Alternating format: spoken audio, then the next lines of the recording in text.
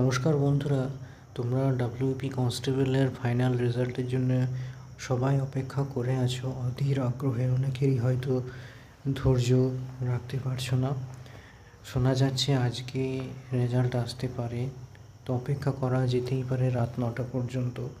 দেখা যাক এখন কতদূর কী হয়, তবে আশা করা যেতেই পারে এই সপ্তাহের মধ্যেই কিন্তু রেজাল্ট আসবে।